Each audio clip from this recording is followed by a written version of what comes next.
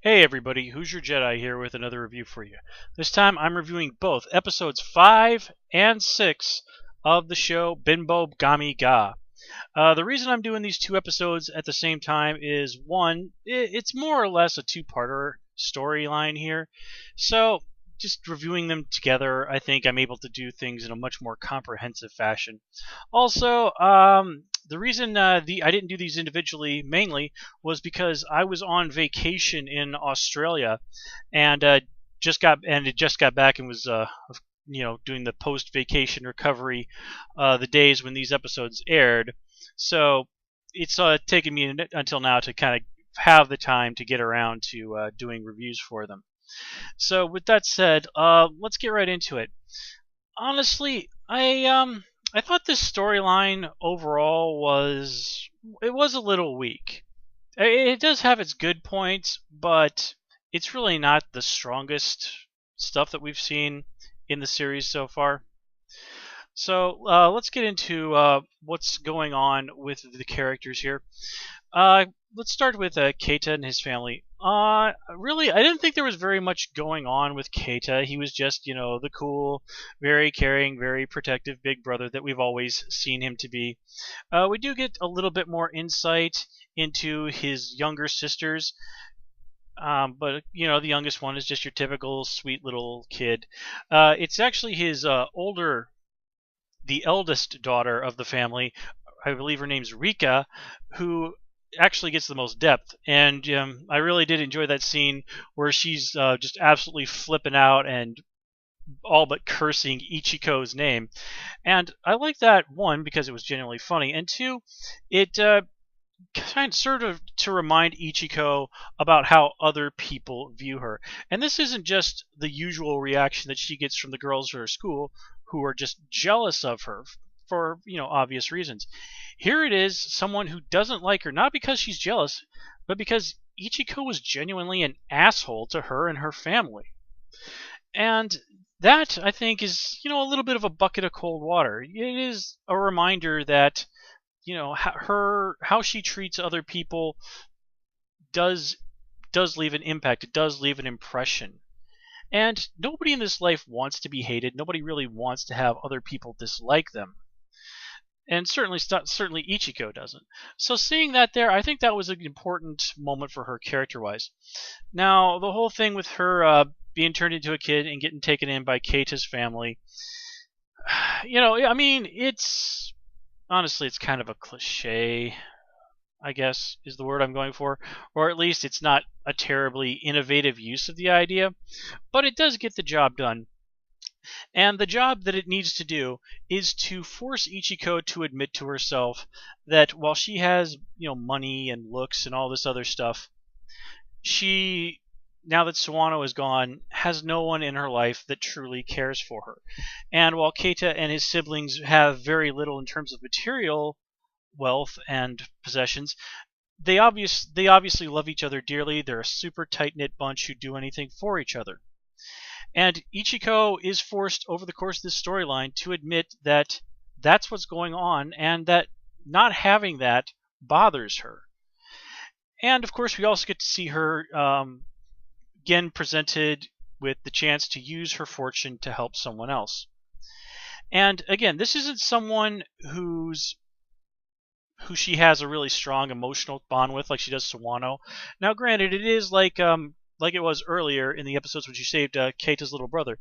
She is able to use this power to prevent someone from dying. And given the kindness that Keita shows to her, and especially the kindness he showed to her family and the way that she saw and came to understand what his death would mean to his family, it's really pretty much a foregone conclusion that she's going to use that fortune that Momiji sucked out of her to heal Keita. But just before that happens, we get this little moment where Momiji says, for some reason that I don't think was made terribly clear in the show, that if you let this guy die, I will go away forever. And Ichiko just says, like, I'm not scared of you. I can deal with you myself. And then she goes and heals him.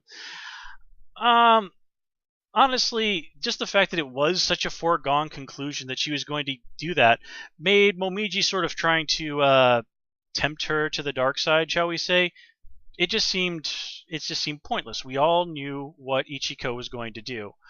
And even Ichiko didn't even give it serious consideration for a moment. So if that's the case, then what was the point of that even being in there? It just felt really unneeded. Let me see. Yeah. Okay. So that is the main thrust of it, that we do get to see Ichiko showing a little bit more compassion towards other people and admitting to herself her own her own desire for people who care about her, for her own family. And we do get to see some very vague hints, little flashbacks to what Ichiko was actually like as a child. We've seen one or two of those before. I understand what's going on there. As I said in my previous reviews, that I have read all the translated manga that's been floating around online. So I know what the deal there is, but I'm not going to say anything further than that, so as to not spoil stuff for anyone else. And so let's move on to the after effects of all of that, and that's being that after she has returned to normal and has admitted to herself that she really is more or less very alone in her life, Ichiko gets stuck in this very sort of ennui sort of feeling that ultimately ends up spreading to even Momiji. I mean, even Momiji, who had previously said, "I'm going to take down Ichiko just for my own pride," is willing to say to her boss, whose name is Ibuki, if you didn't catch that, you know what, maybe it would be better if you assign somebody else to take Ichiko's fortune. I'm just not feeling it here. So, and again, we get to see that ennui from Ichiko, spreading to Momiji, in the same way that her sucking the good fortune out of everyone around her is, spreading misfortune to, random people in her vicinity. And before I continue on, I guess I should probably say something very briefly about Bobby and Momo. They did have some decent moments in these episodes, and I did get the feeling that their concern for Ichiko's, slide into depression, or however you want to term that, was genuine. But again, beyond that, Bobby and Momo were basically just there to be perverted and be funny, and there really was no greater depth of character to them. So I did like that, as I said, after all this is said and done, we do see a little bit more of Momiji, sort of playing stealth mentor to Ichiko. But after everything that we'd seen in the earlier part of the second episode, what we got in the second half of it, it really just felt like a rushed add-on that was mostly there just to sort of burn through some more of the manga.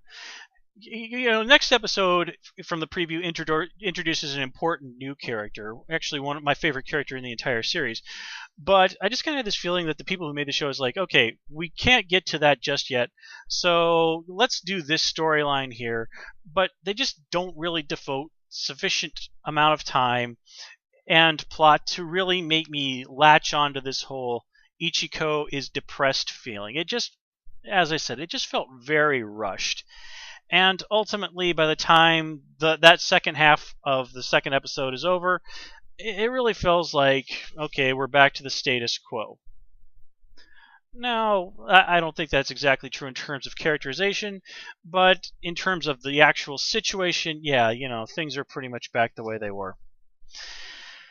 So, with that said, let's move on and talk about a few little details that I caught in this episode. One thing, did you notice when Ichiko was still a child and was lost in the woods looking around for Keita, there was a brief scene where we see that she has on only one shoe. Now, of course, one of Momiji's big things is that she walks around a lot with one shoe.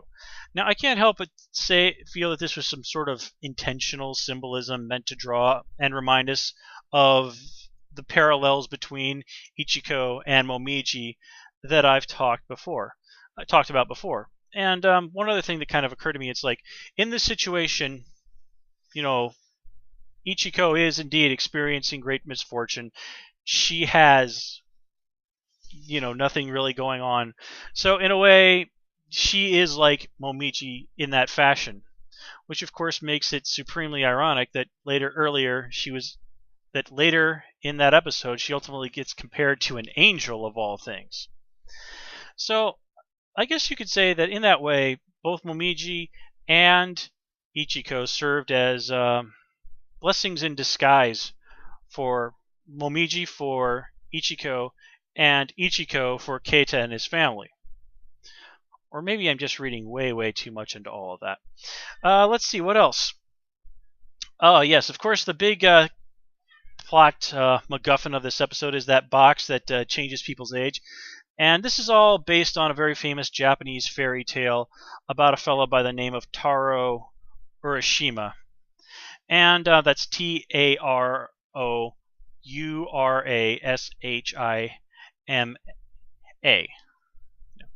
I'm not going to tell you the whole fairy tale. Just Wikipedia it, and you can find it. And if you read the story, which I personally would compare, I suppose, a little bit to the story of Rip Van Winkle. I know there's or Brigadoon in a way. So you can see some very obvious fairy parallels between this Japanese story and some Western fairy tales. And it'll help you to understand a little bit more of the background that they're drawing on for this episode. Let's see what else. Yes, of course the whole cosplay things and references to anime. Of course, we got. I'm guessing the people that make this show must really, really like Dragon Ball, because I'm pretty sure we've seen references to Deep Dragon Ball in just about every single episode. I think there was a reference to one of the new shows that's out there, something called Champione. It's not really a series I know very much about, but it's basically about a guy who killed a god and what happens to him after that. So I don't know. I read about it. It didn't really seem like it would be my kind of thing. So beyond that, I don't really know anything about this series. But apart from that, the big reference that I caught was in the first episode where Momiji is wearing the black outfit, that very vaguely Russian-looking outfit.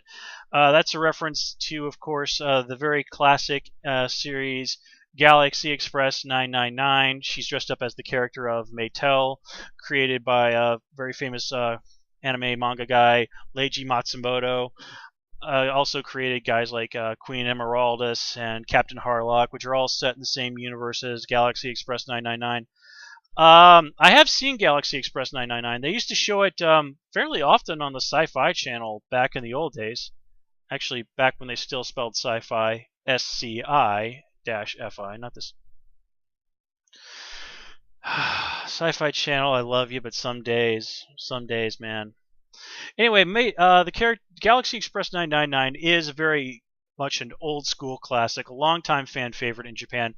I remember when I was living in the city of Sapporo, I literally was walking down a street one day and I saw a Galaxy Express 999 mural that somebody had painted on the side of a building. I think I might have even had a picture of it somewhere before my old hard drive went south on me. But anyway, just understand that it's a reference to a very classic, very fan favorite old school anime series. As I said, I've seen Galaxy Express 999. Personally, I didn't really find it to be my cup of tea, but it's one that's definitely worth seeing at least once. And before I go, I did want to talk about how Momiji, I believe it was Momiji in the first episode, mentioned going to the 100 yen store. Yes, the Hyaku-en shop. I loved those things when I lived in Japan. And it's basically a dollar store. That's really all it is a Japanese version of a dollar store. The only real difference I found is that Hyaku-en shops contain a much better selection of things that are actually useful, while the dollar store is just filled with crap for the most part. So yeah, that definitely made me feel briefly nostalgic for my time living in Japan. So I think that really does cover. I'm just looking at my notes here. Yeah, I think that really does cover everything that I have to say about these two episodes. As I said, my favorite character in the series gets introduced in the next episode, so I'm really looking forward to that. So with that said, as always, please comment, rate, and subscribe. You can, of course, follow me on Twitter at Hoosier Jedi. And until next time, folks, take care and have a good one.